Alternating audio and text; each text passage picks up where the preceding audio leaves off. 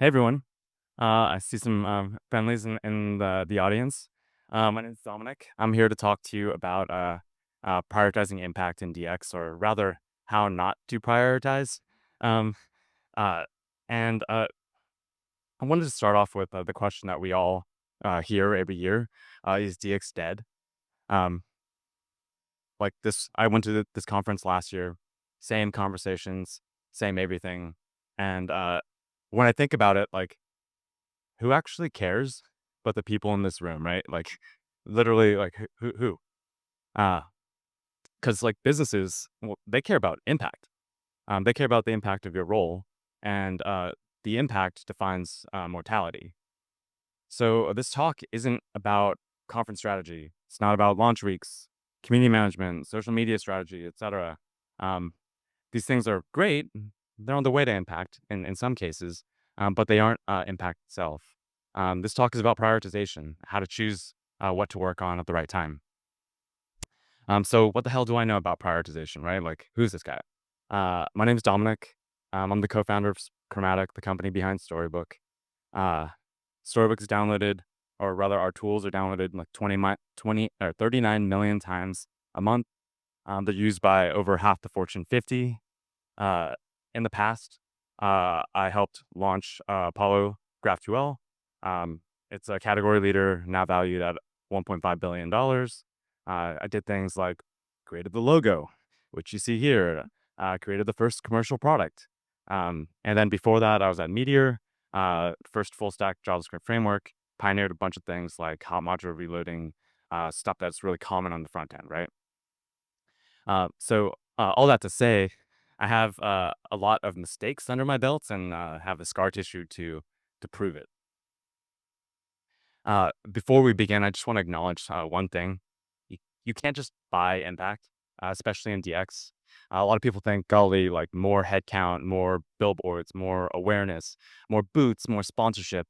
That's going to give me the kind of like give me the recognition in my business and the kind of accolades for my business that we deserve, right? But that's not really true. So let me tell you a story. At Meteor, I don't know how many people here have heard of Meteor technology. It was one of the first, like, again, full stack JavaScript frameworks. Back in 2011 is when we came out, which is like an eternity ago. We raised $21 million, 50,000 followers, 44,000 GitHub stars, all like early kind of era of certainly this stage of the internet. Um, Not only that, we had, like, brand name investors, like, cool, right? The alumni went on to build Beat, went on to build Vue, went on to build Apollo GraphQL, went on to build, Storybook. So the DNA was there, which is, like, kind of incredible to kinda see that team, the alumni, right? But we didn't make it. We ended up getting sold, to a private equity firm, and a lot of that was because we made a bunch of big decisions, but they weren't really the right ones. Uh, and what's more, in DevRel, DX, advocacy land, we kind of like juice a funnel that ended up being like uh, ended up being pretty leaky, and so we're overspending on a part of the funnel that couldn't sustain the business, and we were also pretending like it wasn't our responsibility to go and fix that funnel. Um, we left it to the engineers, left it to designers, developers, whoever else, anyone but us, right? So, who's this talk for and not for? Um, this talk isn't for people like seed stage startups. I did meet a seed stage startup founder, um, um, but so it's like take this with a grain of salt. This isn't talk. This isn't talk for people who think that you build it and they'll come, or who are in it for the vibes. Like, that's not necessarily stuff that I personally care about. I respect it, but not something that I'm going to go over in this talk. This talk is for DX teams chasing business impact. It's founders with product market fit that are looking for distribution and trying to figure out their distribution strategy, right? It's for resource constrained teams trying to make sense of like what to choose that is going to maximize their tight budgets and ever shrinking budgets in some cases. Um, DX teams get prioritization wrong all the time. And in fact, people get prioritization wrong all the time. And I've seen the smartest people kind of make this mistake, and it makes me kind of work.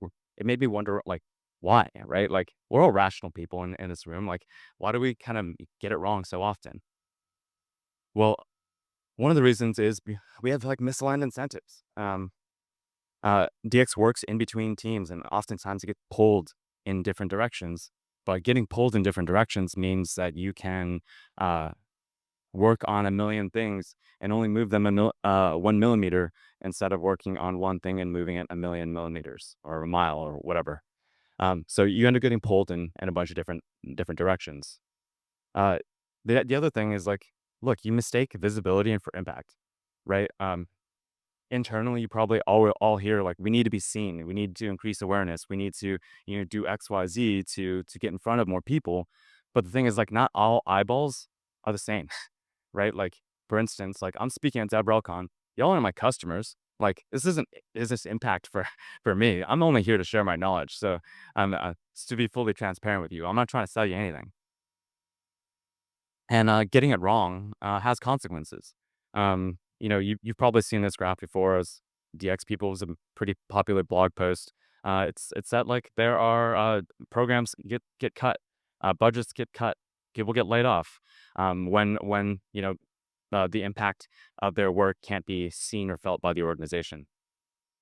And if you kind of like look in the mirror at the companies that you work at, all it takes is understanding what you spend money on to understand where your impact or where your perceived impact lies, because like your resources actually tell the truth.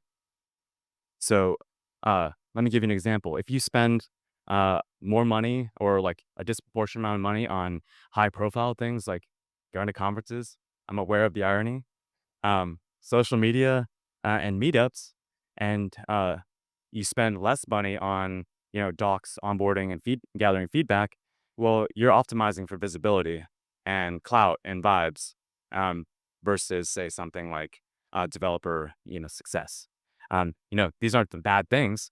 Like, we go to conferences, we have to do this stuff, but it's really about like the proportion of the budget that you spend.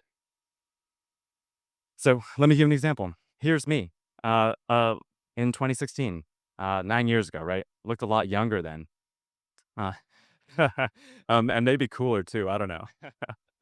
But at Meteor, we used to throw these like monthly SF meetups. They were packed. Uh, like, the energy was palpable. And that was like really fantastic. It really fed your ego. But and like when you talk, you got a room filled with like people that really believed in the product. But at the same time, these were pretty expensive. And as I kind of alluded to earlier, we had a problem in the product further down. So even as we threw all of these meetups, we couldn't keep the people that were adopting our tooling. And thus, like, if you looking at it like with 10 years in retrospect, like, that was probably a waste of money. We could have been spending our efforts on a completely different thing, and that was not DX. That could have led to a better result for the business, and thus our collected futures. So I wanted to introduce a prioritization framework around Bling and basics. Bling, and I'll tell you a little bit about this in a bit. So I grew up in LA in the 90s. Bling was everywhere. Gold chains, fast cars, white Nike Cortezes, like crisp white Nike Cortez. I love this stuff. Like, this is me as an LA person and like I live here as a New Yorker now, but I have a special place in my heart for my home.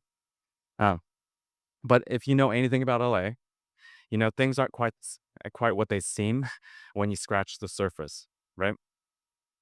So, it's the same thing in DX. You have a Bling and basics continuum. So on one hand, you have Bling. This is the high visibility, short term, expensive, high maintenance, trying to keep up with trends, trying to keep up with like the latest, coolest, like whatever, to attract your audience. And then you have basics, which are the quiet, compounding, lower cost, hello, sustainable investments, right? Now let's go flip this continuum on its side and look at it as a hierarchy of needs instead. So Bling's on the top, basics on the bottom, and just like a hierarchy of needs, you want to prioritize the things that kind of sustain the foundation uh, before you prioritize the things that are at the top. So uh, and if you don't prioritize the basics, well, the entire thing collapses, right? Your foundation collapses. So that's all rational, right? Like I've said everything that you already know, but like we still do Bling. We still like are so tempted by the flashy, the gold chains of DX, and like, well, what? Why the hell is that? Why do we keep on making the same mistake? Why do I keep on making the same mistake? Right?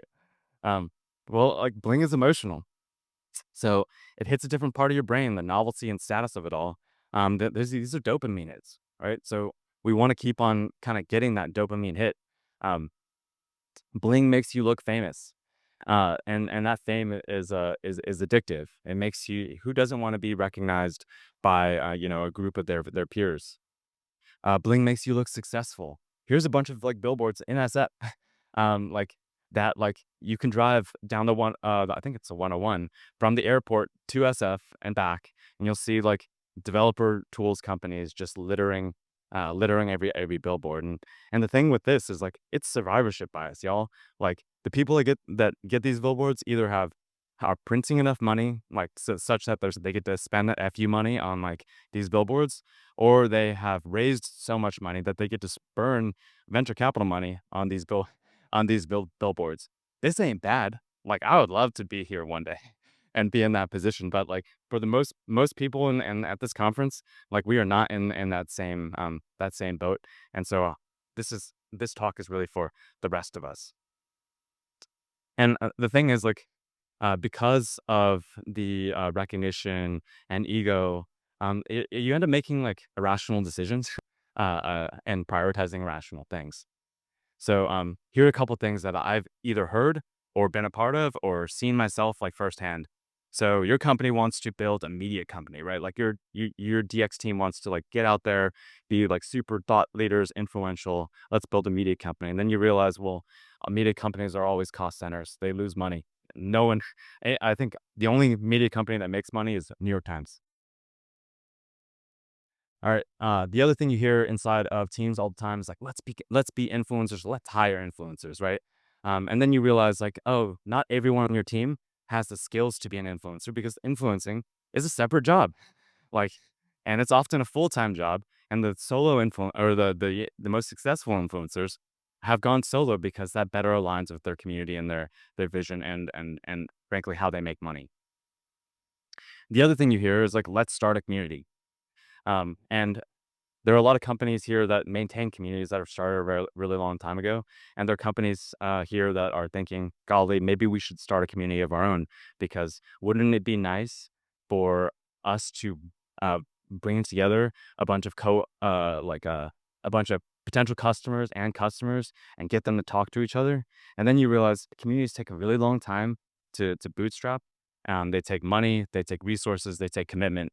And how long does your budget like how far in the future can you see your budget? So I've gone over a lot of like examples of what to watch out for. They're not necessarily bad, and like I'm passing zero judgment here. um but what should you actually do, right? Like um how should you actually proceed uh, if you want business impact? So the way I think about business impact is that business impact is something that can be felt company wide. Um, in many cases, like it's because it can be felt company wide, it's not constrained to the output of your team. It is the multiplicative output of your team times product, your team times marketing, your team times success. And let me give you a couple examples. Well, you have a product that just works, that's business impact because it's revenue, right? You have thorough docs, that's business impact because it leads to feature adoption. You can actually measure that, like, and it's not kind of like flimsy measurements that you often hear. It's like literally real measurements that your business cares about. Same thing with workflow guides leading to usage, onboarding leading to aha moments that you typically track in your onboarding funnel. So here's a list of things that aren't business impact. Um, and this isn't, they're not bad. They're just not what you would define as business impact. They are things on the way to delivering that impact. So things like relationships, uh, content created weekly, CFPs, post conference follow ups, like newsletter subscribers. They might be something you track internally in your DX team, but it's outside of like your you know outside of your team. It's you know it's not going to be that useful for other people in your company. And what's more, if you overvalues the things behind me, it can be a trap because you end up optimizing naturally like the things that you measure, and any business person will see right through that when there's no uplift in corresponding metrics that like the business cares about, like leads, revenue, users. All right, so let's talk about a key kind of factor in delivering impact. I believe it's like the prerequisite to having that impact. It really depends on your org structure. So DX can live in between a ton of teams. It can support many teams: sales enablement, success enablement, marketing via content, solutions, support, product. Um, you name it, like DX kind of fits in many places. Now that can be a double edged sword, and we could talk about that after. But here's the most common orientation for DX. It's DX supporting product, or it's DX supporting marketing. Now you might live within like the people in this room. If you look at your org chart, you might live under product, you might live under marketing. Um, the mistake that I've made is that DX didn't live under any of them. It was like a silo, and that was shit. I can curse here. That was shit. Um, because because it led to like bad alignment with the company goal. We made up our own kind of goals. We had the communication overhead was higher because we had because just because the natural boundary of teams. And that led to more meetings. Like, who wants to actually be in more meetings? Like, I certainly don't. And the collaboration was kind of kneecapped because like we can't actually take advantage of the superpowers in other disciplines if we are not like if we're in a siloed team. Uh, so uh, w- Instead, maybe the better pattern here is to really embed DX into either your product or your marketing teams and treat it as a consultative team similar to designers or product managers. And so that when you embed, you naturally align that entire team's goals, and that team can use DX's superpowers to achieve its kind of like main intention. So for a product team, that's like focusing on user adoption, or focusing on user growth, or focusing on user whatever. For a marketing team, that's focusing on leads, right? Or pipeline, something like that. And DX can be instrumental in delivering those results for that business without having to kind of make its own make up its own metrics. All right. Another thing to consider is like, how many DX people do you actually need? Uh, if you ask this room full of people, you're going to get a bunch of different results or different answers. In my opinion, I think uh, you need one DX person per user facing like major product. If you have a DX orientation for that for product, and you need alternatively, you need one DX person per marketing team. If you have that, if your DX team is like situated under marketing, and I use DX, DevRel, Dev Advocacy, the kind of like similar, same but different. Um, and the caveat for marketing is if you find a repeatable lead generation strategy, you're probably going to hire more DX people because that's the unlock that allows you to achieve a business impact. All right, DX headcount grows as a ratio of your organization. I need to talk faster. Holy crap. Okay. So, uh, uh, basically, as you grow and as your organization gets more successful, you want to align DX with your broader like companies and success. And you do that by scaling with your company. If you have DX in a separate kind of like silo, if you have DX in a separate org structure, it's really easy to over resource or under resource these things, and they both like have bad results. Um, uh, like the head count and the ratios, they are kind of healthy resource constraints that end up forcing prioritization. And let me tell you what I mean by that. If you are an early stage company, um, and you don't have that many DX people, like you can't afford blinging initiatives. You can't afford a community. You can't afford like having a YouTube series of like, to keep on forever, because you are gonna under resource the basics that you need to literally survive and support your product or marketing teams. So you focus on basics. If you're mid stage, you might be able to bet on Bling, but sparingly. If you're late stage, you probably are printing money and you can afford blinging your bets, but kind of watch out for the efficiency, because and be very like judicious about cutting programs. All right, so let's get into the prioritization framework. When to prioritize basics and when to bet on Bling. So kind of like a recap of everything that you've seen here. All right, step one, take stock of where you are. Be real about the reliability of your product, integrity of your product. If you don't have product market fit yet, you probably don't need to focus on DX yet. You need to focus on like building a product that people want. If your product is rough around the edges, you're going to be overspending on DX top of funnel and not being able to convert a bottom of funnel, and that's going to be a waste of your time and effort. If you have a product that just works, you're in the perfect position to kind of scale that distribution via a vehicle like DX, in complement with marketing. Uh, you have to like understand, look in the mirror about like what orientation are you in, right? Are you in the product orientation? Are you in a marketing orientation? Be really clear, because that's the team that actually kind of like pays the bills. Those are the resources, that you're getting. If you are an other, right? Like beware. Uh, it's not really an easy place to be, because you don't get the clarity that you need in order to kind of drive like the impact, because you can't define the impact if you don't know what you're trying to impact. All right, step two, be honest about your resourcing. Are you an early stage, mid stage, late stage company? And how much budget do you actually have? If you're a mid stage company and you have low budget, well, you can only afford basics. You can't afford these like blinging your programs. If you're a mid stage company on a hyper growth scale, printing money, then yeah, probably you can afford like to run hackathons every week, something like that. I made that up, but like insert whatever blingy thing you want.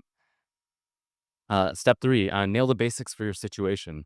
The common basics are going to be docs across the board, as far as I can tell. And then if you have a product orientation, basics might be guides, templates, code samples. If you have a marketing orientation, it might be MOs, sales enablement, white papers, blog articles that kind of speak to your job to be done. Step four, you are now in a place where you can bet on Bling, and Bling is great if you are in this position. Um, but remember, it requires like high production and high maintenance while having a really short shelf life. So what you need to consider is like, golly, do I have the logistical tail to support that Bling initiative and ensure that like you have the follow through? And let me tell you what I mean by that. All right.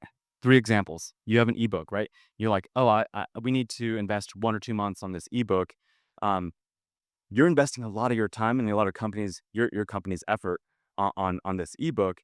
You also need to think about the distribution strategy. How are you going to uh, uh, um, bring marketing success and sales along to help you with distribution? Because if you write it, there's no guarantee that people are just going to go and read it. You actually need to consider and enlist your counterparts and other teams to help you distribute.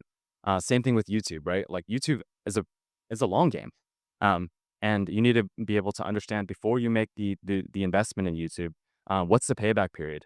What can I expect from a company perspective on this YouTube initiative? Open source. I'm really familiar with open source. 3 big open source projects in a row. Um, a lot of teams think if I make an open source library, give it away for free, they're gonna come, right? Like now, there'll be a flood of like your potential customers. But the things that people get wrong are, look, open source takes a lot of time and effort. You need to have a maintenance strategy at 3 months, 6 months, 12 months, 2 years for it to survive. And if you don't have that, it's gonna die on the vine, and your initiative and time is gonna be squandered. Um, The other thing to note about Bling is, look, Bling is relative, right? Like, your team might have very unique superpowers that can make Bling attainable. And in which case, it's not really Bling, it's something else. So some teams have natural efficiencies in tactics like social media, video, conferences, and like that's amazing. And if you can make that work and change the equation of uh, the high production, high maintenance, and make that low production, low maintenance, and are okay with the short shelf life, then that might work for you. So, for instance, the speaker that we saw upstairs at Cloudflare, Lizzie, like that might work for her because she seems super talented at at creating these like demos, and she can do it on a quick timeline. So everyone has their own superpowers. Uh, Prioritization is all about saying no. You can't really afford all the bling, and bad things tend to happen when you say yes to everything. Who here has been a part of one of these failed initiatives, right? Who here has been a part of multiple failed initiatives? Yeah, fuck yeah. I have a coworker here, Varun. Say hi to everyone, Varun. You've watched us fail through all of these initiatives together. Um, so, uh, bad things happen when you say yes, and I want to connect this back to the impact. It like when these things go defunct, it means that your impact is not getting delivered, which means that your program and like your reason for being with DX in that company, um, someone needs to make the maths work. Someone needs to make the budget work, and you don't get it that many chances. Uh, so in many ways, like this is a kind of a cautionary tale, of like what not to do, right? But I think DX has impacted if you prioritize, because like at the end of the day, we sell optimism, y'all. Um, that's really it. Like we sell stoke, we sell like the ability to achieve your dreams, right? Um, but we need to also connect that to impact in order to sustain what we do. So I'll leave you here with focus on basics that compound, place strategic bets on on Bling, and be extremely like conservative or budget conscious, um, so you don't overspend on things that might not work out for you. If this talk makes you reconsider or consider what you're doing at your company, just like come up to me and what about it after. All right, that's time. Thank you for